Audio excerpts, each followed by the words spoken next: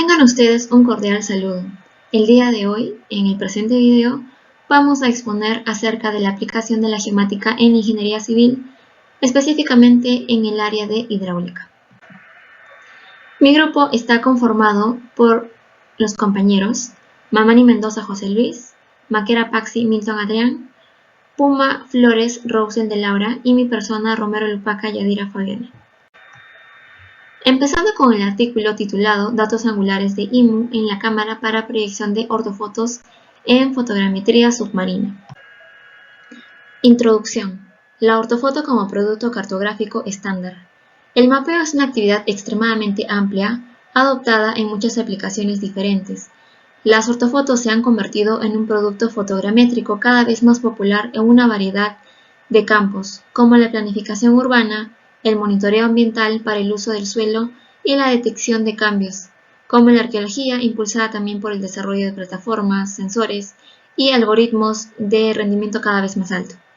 Las ortofotos son producto de imágenes de la fotogrametría muy versátiles y ampliamente utilizados. Aunque la fotogrametría se desarrolló primero para las aplicaciones terrestres, pronto se reconoció su potencial para el mapeo de paisajes desde plataformas aéreas. En la fotogrametría clásica en tierra, el uso de sistemas de referencia de coordenadas geodésicas y locales referidos a la dirección vertical es una práctica muy común. Tener las medidas 3D vinculadas a la dirección de la fuerza de gravedad es clave en varios campos de aplicación como en ingeniería civil para análisis estructurales, movimiento de tierras en construcciones e hidráulica. Materiales. Definición de datum en aplicaciones submarinas. Como es bien sabido, la definición de un datum en 3 dimensiones requiere las especificaciones de 7 parámetros para poder determinar la posición, orientación y escala. El enfoque más riguroso consiste en materializar puntos de control o referencia en un sistema de referencia que sea local o global, de forma similar a las aplicaciones terrestres en tierra. En aguas poco profundas se puede realizar levantamientos geodésicos usando GNSS o estación total, siempre y cuando las condiciones del agua sean favorables y el jalón de levantamiento se pueda mantener vertical e inmóvil. Para profundidades mayores, el datum se establece midiendo distancias relativas y orientaciones entre puntos de referencia utilizando métodos que, primero, se requieren sistemas inerciales y acústicos de alta gama. Segundo, se debe adaptar enfoques geodésicos clásicos que involucran mediciones de longitud y diferencias de altura relativa o simplemente trilateración. El problema lean en la generación de ortofotos. La elección de un plano de referencia orientado incorrectamente para la ortorrectificación puede influir significativamente en cualquier análisis espacial realizado en la ortofoto. Cualquier diferencia en el plano de proyección se refleja en características distorsionadas en la ortofoto, así como en partes ocluidas de manera diferente. Como podemos observar en la figura 1, se muestra una representación esquemática de un fondo marino inclinado. En la figura 2 se muestra una comparación entre los segmentos proyectados pertenecientes a estructuras elevadas proyectadas respectivamente en el plano horizontal y en el plano medio. Sensores de balanceo y cabeceo en la cámara. Además del sensor y la lente digitales, que constituyen los elementos fundamentales de un instrumento fotográfico, una cámara digital también está equipada con sensores auxiliares.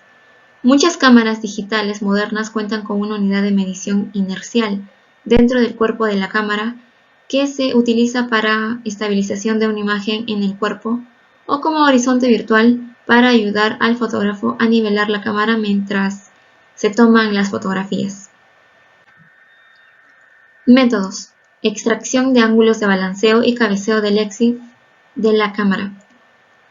Primero se debe codificar un script de Python para extraer los valores angulares de balanceo y cabeceo del EXIF. El script se basa en EXIFFULL para leer las etiquetas correspondientes Pitch Angle y Roll Angle en cada imagen. Uso de ángulos de balanceo y cabeceo en la cámara para nivelar el modelo fotogramétrico.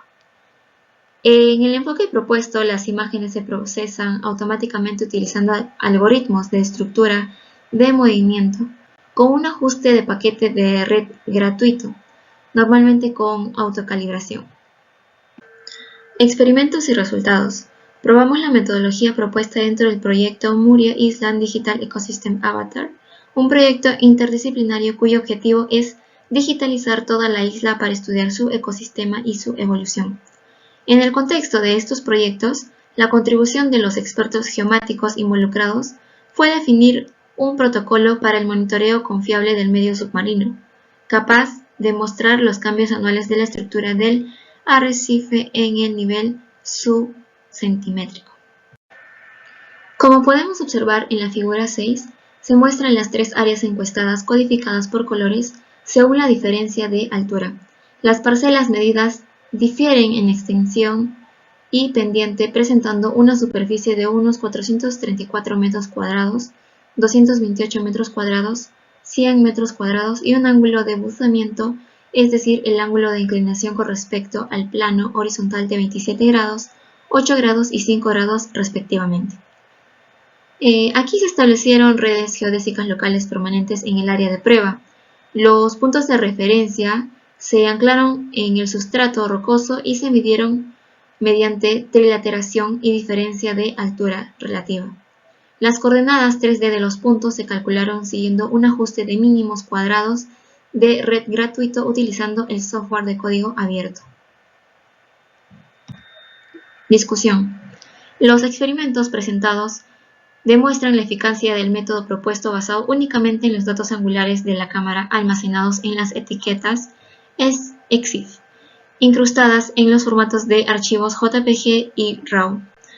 Permite definir el plano de proyección para la ortorrectificación sin necesidad de materializar una referencia vertical. Conclusiones. Las ortofotos son productos fotogramétricos estándar utilizados en una variedad de aplicaciones. La elección del datum y, por tanto, del plano de proyección es necesaria y trivial cuando se dispone de un sistema de posicionamiento como el GNSS. Sin embargo, bajo el agua, la definición del datum y especialmente el establecimiento de una referencia vertical no es tan sencillo como en la Tierra. El método utilizado en este artículo explota los datos angulares de balanceo y ángulo de cabeceo medidos por los sensores de inercia de las cámaras digitales y proporcionados como etiquetas EXIF. Por lo tanto, el método es totalmente sin contacto y de bajo costo. Gracias. Primeramente, hacerles llegar mis cordiales saludos. Quien les habla, el estudiante José Luis Mamani Mendoza. En esta ocasión vamos a hablar de un artículo científico relacionado con la geomática y la ingeniería civil, ¿no? Específicamente con el rama de la hidráulica. Bueno, el título del artículo es La combinación de mediciones batimétricas RS y tecnología GIS para monitorear las cuencas de aguas continentales, un estudio de caso de los lagos Tosca, Egipto. Listo, como introducción tenemos que la disponibilidad del agua dulce es actualmente un problema importante a nivel mundial. Por tanto, los lagos juegan un papel elemental en los ciclos hidrológicos, ¿no? y biogeoquímicos del agua, debido a su capacidad básica para almacenar, retener, limpiar y proporcionar agua dulce de manera permanente. En consecuencia, se necesita un estudio para protegerlos y optimizarlos, lo que son sus beneficios.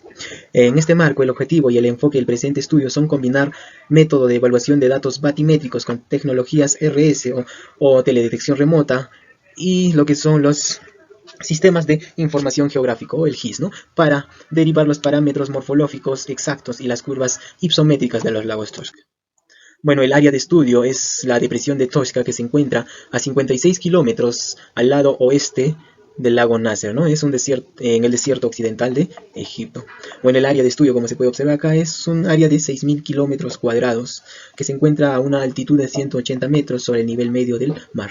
La depresión de Tosca nos dice que puede almacenar hasta 120 kilómetros cúbicos de agua. La cantidad total de agua se subdivide en 5 grandes cuencas que se conocen como lagos Tosca, que se forman por las descargas de agua a través del canal Tosca desde el lago Nasser, que se encuentran por aquí. Listo. En el siguiente gráfico tenemos la metodología y el tratamiento que se ha utilizado para manejar los datos. Tenemos el diagrama de flujo que muestra los pasos de procesamiento utilizados para estimar la profundidad del área, el volumen y el volumen del agua en los lagos Tosca, ¿no? Prácticamente, primeramente tendríamos la recopilación de datos, Por aquí tenemos los datos de levantamiento hidrográfico, ¿no? Por aquí lo que se han tomado, lo que es las imágenes Lambsdorff, que posteriormente hablaremos. A ver, sigamos. El levantamiento batimétrico. Bueno, en lo que concierne al levantamiento batimétrico, para determinar los parámetros geométricos y elaborar los mapas batimétricos, se realizó un reconocimiento del campo del 12 al 25 de noviembre en el año del 2021. Dice que se utilizó un dispositivo GPS Garmin 78, ¿no? Para determinar las posiciones y registrar las coordenadas de ubicación latitudinal y longitudinal en el área de estudio. Esta con una precisión de 3 metros alrededor. Bueno, la profundidad de los lagos Toshka se midieron utilizando una ecosonda digital Navbanfish 4500. Este instrumento opera con frecuencias duales de 50 y 200 kHz para medir la profundidad del lago. Técnicas de teledetección remota y sistema de información geográfica. Los datos de Lambsdorff, que son imágenes satelitales, se descargaron de un sitio web llamado ArtExplore. Después de una corrección geométrica, las imágenes satelitales se convirtieron en un subconjunto en el dominio de los mapas batimétricos en situ, recopilados y preparados durante el reciente levantamiento hidrométrico en situ. Los datos de teledetección remota mencionados anteriormente se introdujeron en un sistema GIS, ¿no? Como los datos batimétricos. El software GIS utilizado fue el ArcGIS de Scott y el ArcMap. A los puntos de datos editados en el formato de archivo de texto XYZ se convirtieron en una clase de entidad de puntos en la geodatabase de archivos de ArcGIS. La clase de entidad de puntos contenía las coordenadas horizontales y los valores de elevación y profundidad asociados con cada punto de recolección. Los lagos Toshka se acoplaron a los parámetros geográficos y topográficos derivados del sistema de información geográfico.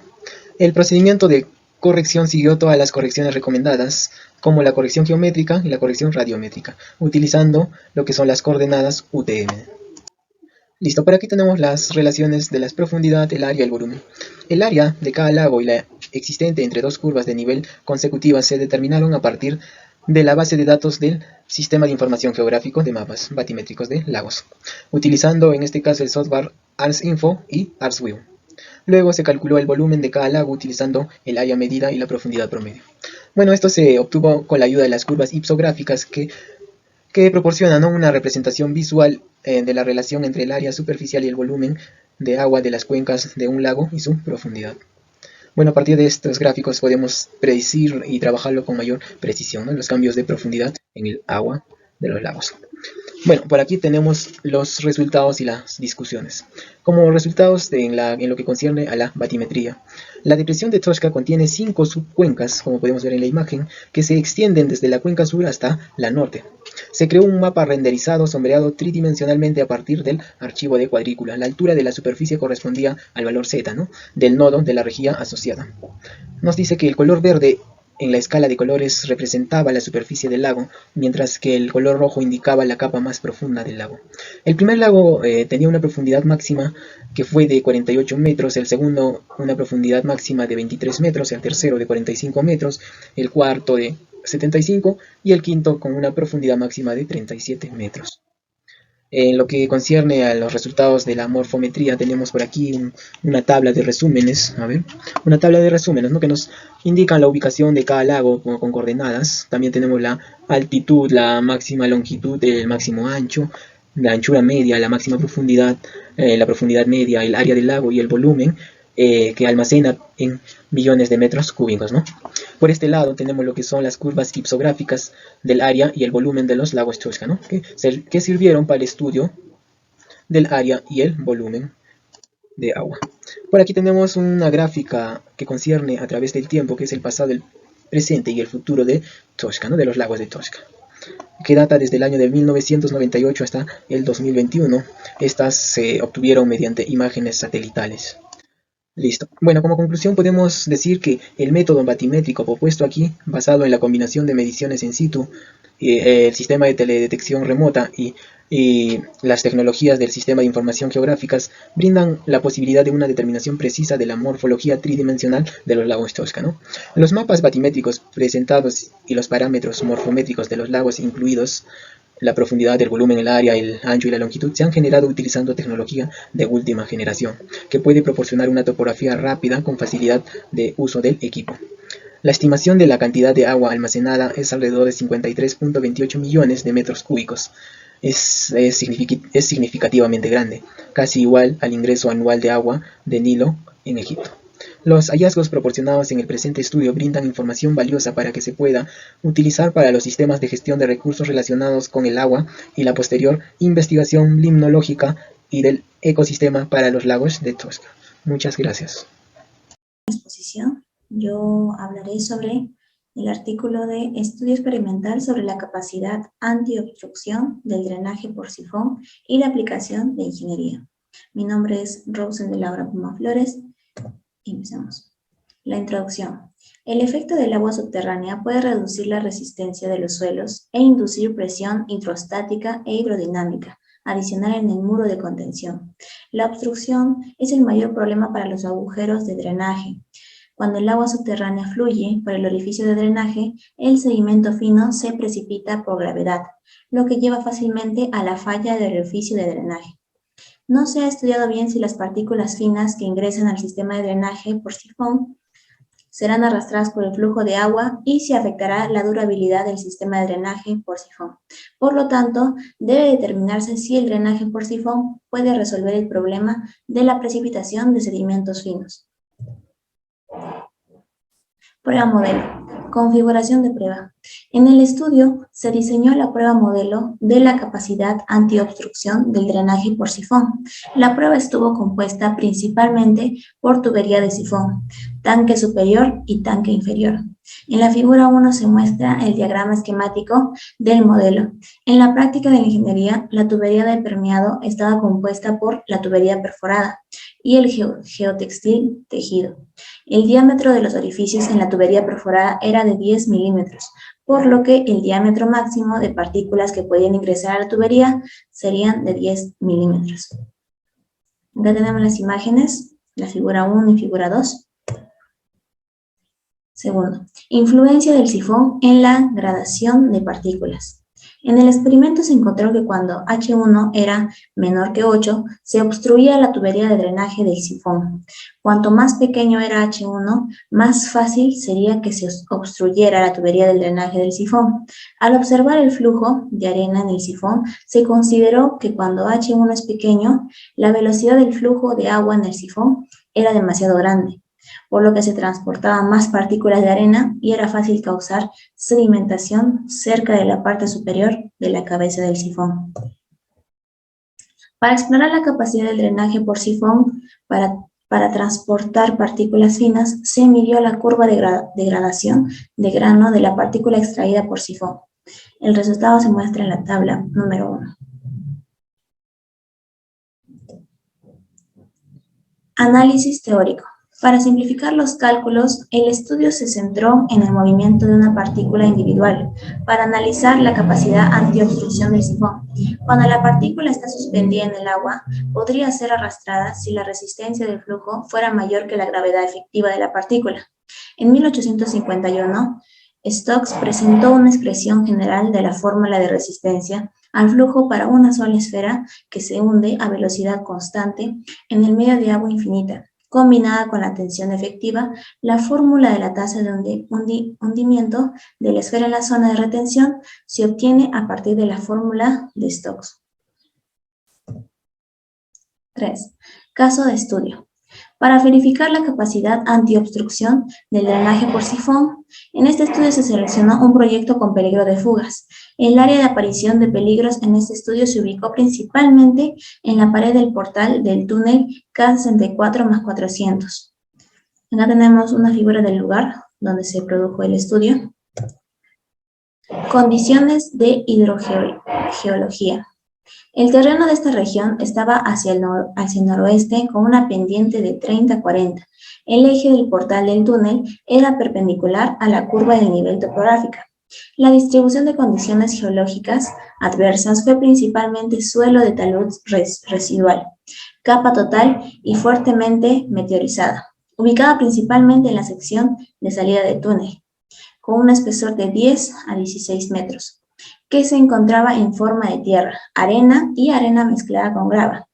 El contenido natural de agua aumenta durante la temporada de lluvias, lo que puede conducir a la reducción de la estabilidad de la pendiente debido a la penetración excesiva de agua en el suelo, lo que puede provocar fallas estructurales, como el colapso de la pendiente. Resumen del peligro. La gran cantidad de volumen de escorrentía en la superficie de la montaña superior sobre el túnel causó erosión en la pendiente superior y existió un fenómeno local de desencochado en la superficie de la pendiente bajo erosión. Bajo fuertes descargas hidráulicas aparece la formación de grietas debido al mal funcionamiento del orificio del drenaje, que puede inducir una falla catastrófica del muro de contención. Por lo tanto, había una necesidad urgente de mejorar las instalaciones de drenaje, reparar los colectores de agua y agregar orificios de drenaje. Diseño de sifón de drenaje en muro de contención. El propósito de esta investigación fue aplicar la tecnología de drenaje por sifón para reducir el nivel de agua detrás del muro de contención. El tubo de drenaje del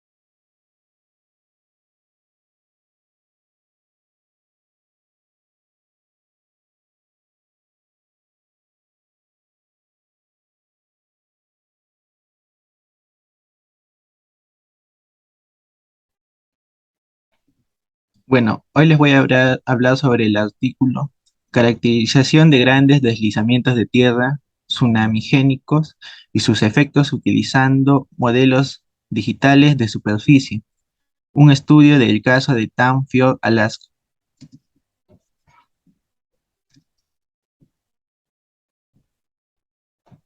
Bueno, en introducción, durante el siglo pasado el adelgazamiento y el retroceso de los glaciares contribuyeron a la inestabilidad de las laderas de las montañas adyacentes a los glaciares, lo que resultó en desprendimiento de rocas y deslizamientos catastróficos más frecuentes.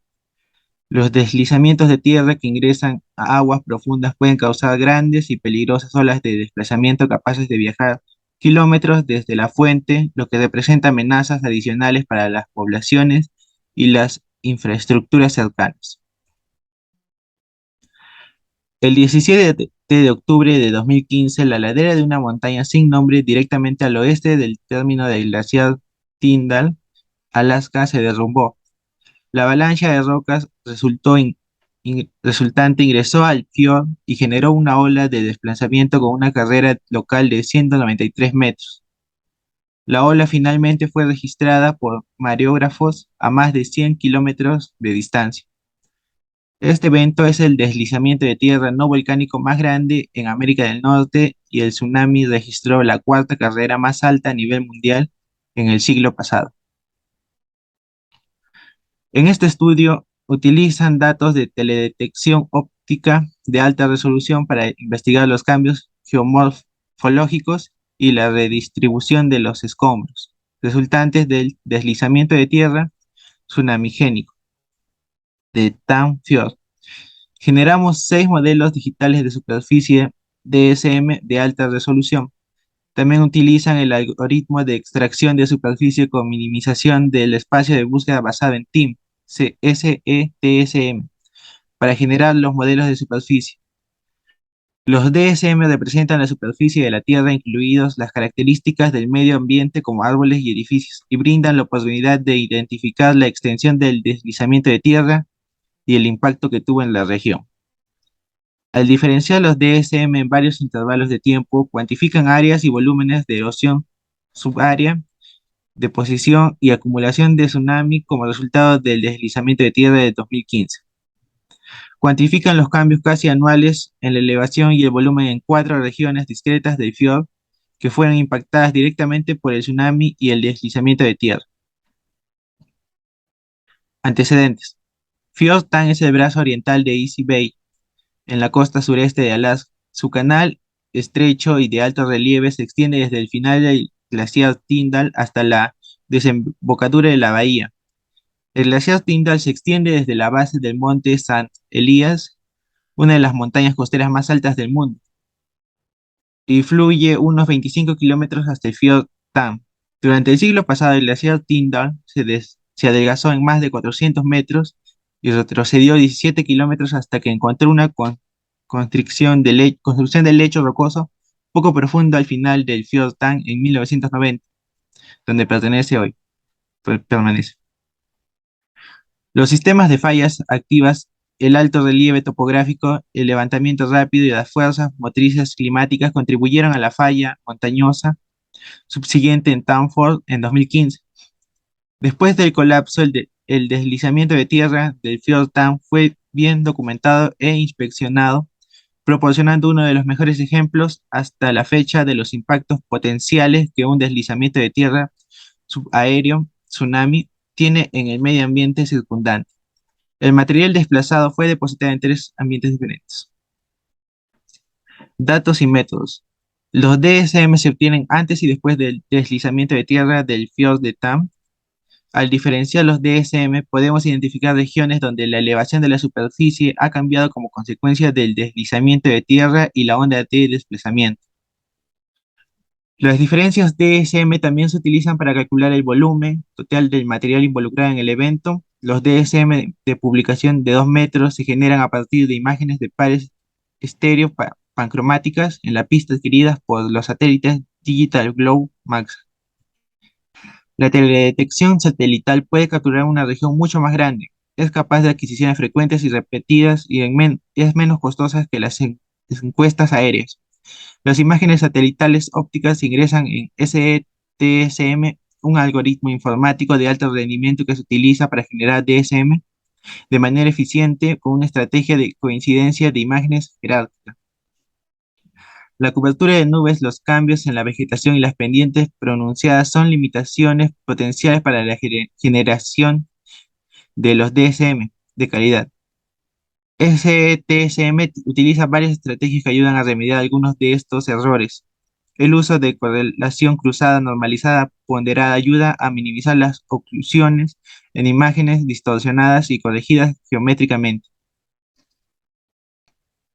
Esta imagen son los resultados de DSM diferenciado entre el 22 de noviembre de 2012 y el 1 de marzo de 2014, antes del derrumbe. Bueno, aquí podemos ver los colores rojos que representan regiones donde la elevación ha disminuido, los colores azules indican regiones donde la elevación ha aumentado.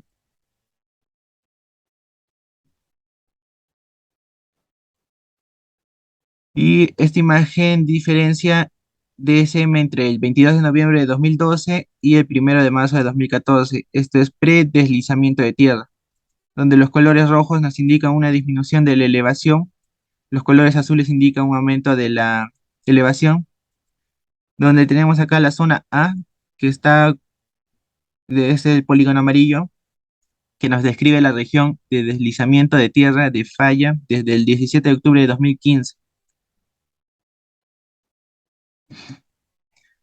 Resultados y discusión. El hundimiento rotacional es evidente entre noviembre de 2012 y marzo de 2014.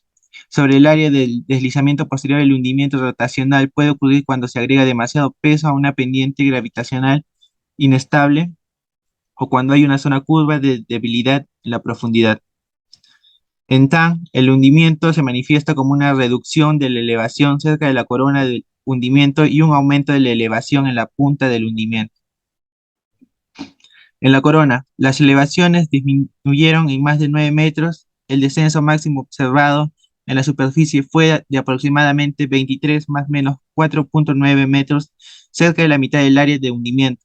Durante el periodo de 18 meses capturada en la diferencia DSM, el deslizamiento de tierra chocó con el final del glaciar Tinta. En esta imagen diferencia el DSM del Field Time entre el 3 de marzo de 2014 y el 28 de mayo de 2016. La región de origen del deslizamiento de tierra, la zona A, mide aproximadamente 59 más menos 0,9 milímetros cúbicos. Después del evento, el glaciar Tyndall avanzó aproximadamente 140 metros. Posiciones terminales trazadas a partir de imágenes octorrectificadas del Landsat B adquiridas el mismo día que los DSM. Bueno, en conclusiones, mostramos que la teledetección óptica de alta resolución es una herramienta valiosa para evaluar e interpretar la deformación de la superficie de los deslizamientos de tierra costeros a gran escala. Aquí llevamos a cabo un extenso análisis previo y posterior al evento del deslizamiento de tierra tsunamigénico del Fiordan del 17 de octubre de 2015 y capturamos señales topográficas desplazadas que varían en el tiempo a una resolución de 2 metros utilizando DSM. Derivamos cantidades volumétricas, áreas integrales involucradas en el evento, caracterizamos los cambios en la elevación topográfica en una variedad de escalas espaciales como consecuencia del deslizamiento de tierra tsunamigénico y describimos la dinámica del extremo del glaciar. Además, esta es la primera vez que el volumen de la socavación del tsunami se mide y cuantifica con precisión utilizando DSM de alta resolución. Estos resultados están dentro de los límites de error de los estudios que recopilaron mediciones de campo después del evento en 2016 y muestran la utilidad de los DSM diferenciales para la investigación remota y la evaluación de daños por deslizamiento de tierra, catastróficos y tsunamis. Eso sería todo. Muchas gracias.